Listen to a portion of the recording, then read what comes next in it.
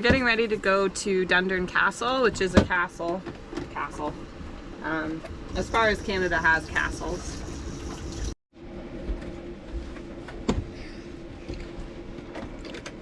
So we going to Dundurn Castle. Dundurn Castle. Yep, we are. If you're new to our channel, my name is Sarah. Together with my husband Chris and son William, we live on a sailboat in Hamilton Harbor. We've been working on our sailing experience so that we can travel down south to the Caribbean and beyond. But in the meantime, we've been calling Hamilton Harbor our home.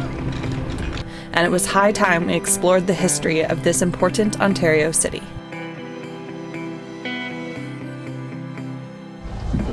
We gotta go, the castle's open now, and it's a big walk. Can we go find our wagon?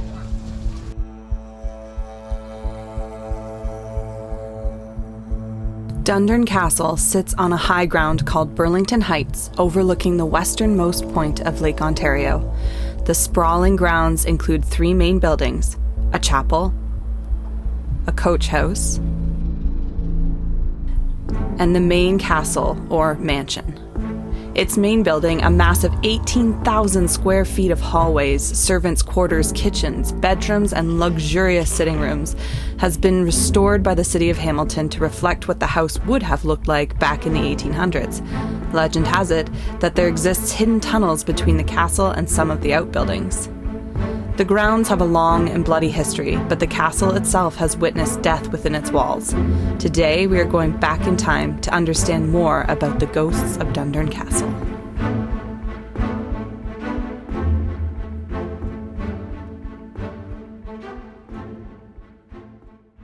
Slightly hotter today than I thought it was gonna be.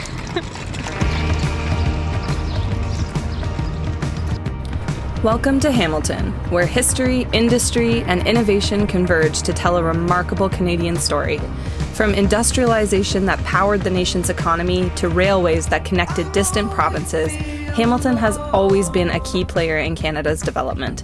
And when the nation's destiny was being forged, it was right here in Hamilton where early discussions on Canadian Confederation took place. And a very important person in that particular part of the game was Sir Allan MacNab.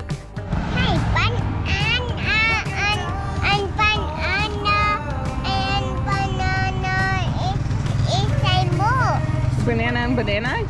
Yeah, it is the same word.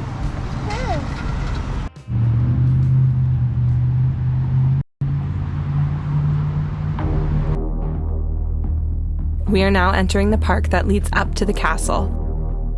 The castle itself was built by Sir Allan MacNab, and it stands today as a museum, although it has been many things in its past. Today we are not talking about Sir Allan MacNab, but rather his sister-in-law, who resided in the castle up until her death and is known to still haunt the corridors there to this day.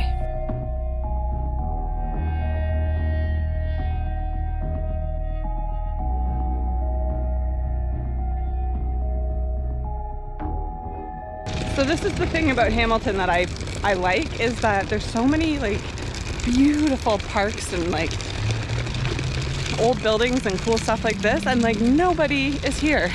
So cool. There's nobody here. I guess it is middle of the day during the week, but look at this tree up there, William. Why do you think that tree is in the middle of those stones? Do you want to get out and we can go up and see? Yeah, hop out of the wagon. Good job. Okay, let's go check it out. We'll leave the wagon here. It's a big steep hill. You want my hand? But can I see in hole? Yeah, we're gonna take a look in the hole. What? That's so weird. That can't be good for the tree. No wonder it's dying. So I don't know if this was like a well or something. I don't know. But they had the gate going around the tree, this metal thing, and now the tree is getting choked off. It's definitely not going to survive it, but clearly not doing very well. Hello. It's a pretty steep hill, careful. Yay! We did it! Alright, let's go through the gate.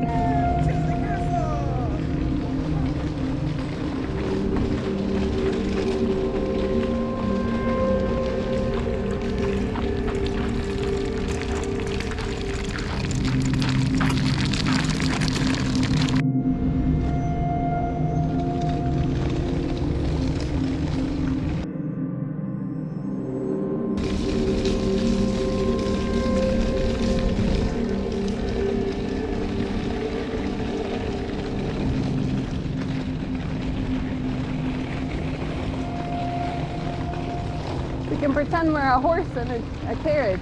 I'll be the horse and you'll be the carriage, okay? Yay! Yay!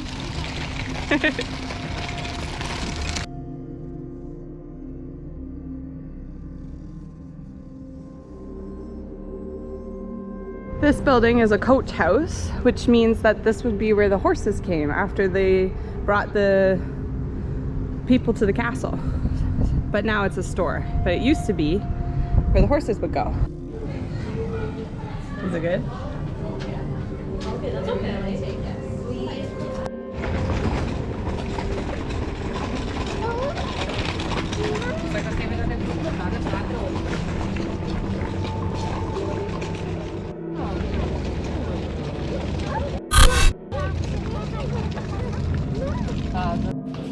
Can I have your hand? Because it's very dark in here.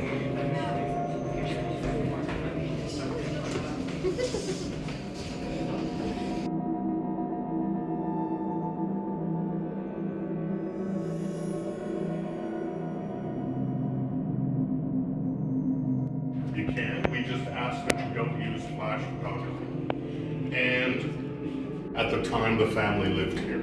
We're looking at the year 1855, and this painting was done in the early 1850s. So, what I'll show you is these people are up on Hamilton Mountain on the escarpment, and from that high vantage point, they're looking north to Burlington Bay. And here are two streets. This is James and John. Oh. James and John streets, there's downtown. And Dundurn Castle, you will find right here.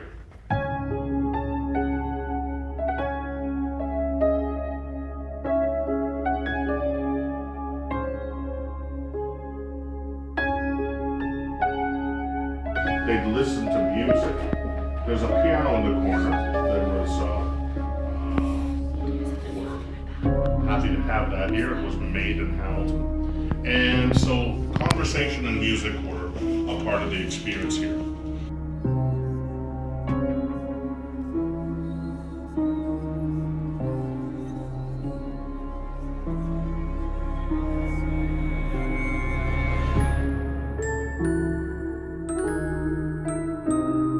And the carving on the back is the family crest.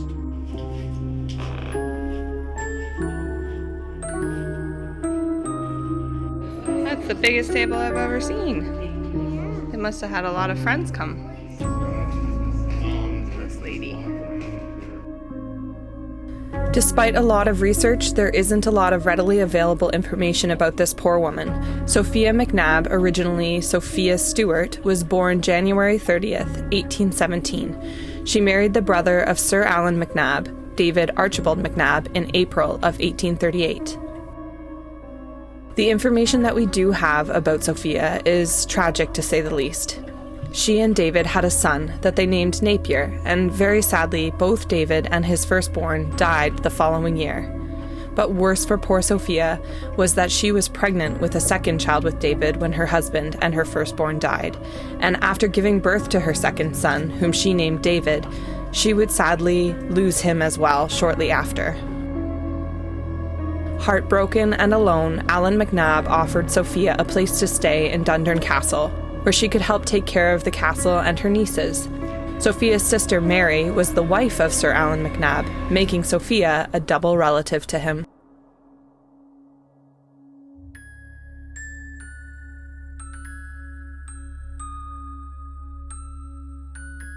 Sophia would live a long life at Dundurn Castle. She must have had some happiness there with her nieces and sister, but it's sad to think of the loneliness she must have felt, thinking of the life she could have had with her own children and loving husband. In the year of 1891, Sophia grew ill. She was given a private room in the house to rest and recover in. But Sophia never recovered. Interestingly, the part of the castle where Sophia passed away is missing from my video records. I know I filmed her bedroom, as it was very beautiful, but all I have left is this clip of her own personal bathroom, an extreme luxury for the time period. Died at the age of 34. Wow. So Sir Alan was widowed twice, and in both cases the wife was The toilet. So, is Sophia still in the castle, keeping it running like a tight ship? There is some evidence to say that she is. A woman who worked as a tour guide over the Christmas season reported that, upon locking up, she heard beautiful singing down Sophia's hallway. She first thought that the music was so beautiful before realizing, with a cold chill down her spine, that she was in fact alone in the building. But was she? People report feeling cold and uneasy near Sophia's room. Lights flicker and objects have been relocated seemingly on their own. I hope that in sharing Sophia's story, she will not disappear into history. She was extremely vital in keeping Dundurn Castle running smoothly and in her role of taking care of Alan McNabb's own children.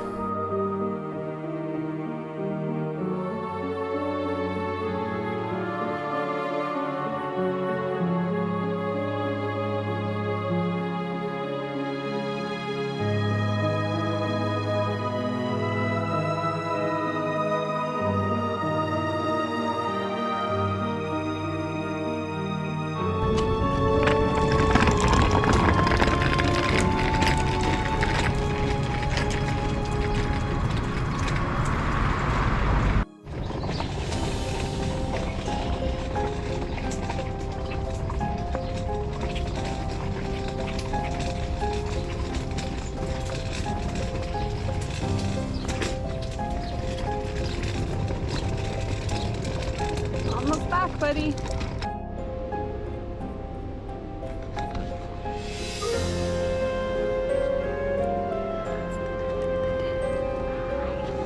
That's it for today, Sail fans. Thank you for coming along on this very unique journey with us, and we hope you enjoyed it and got a little bit of a spook. Happy Halloween!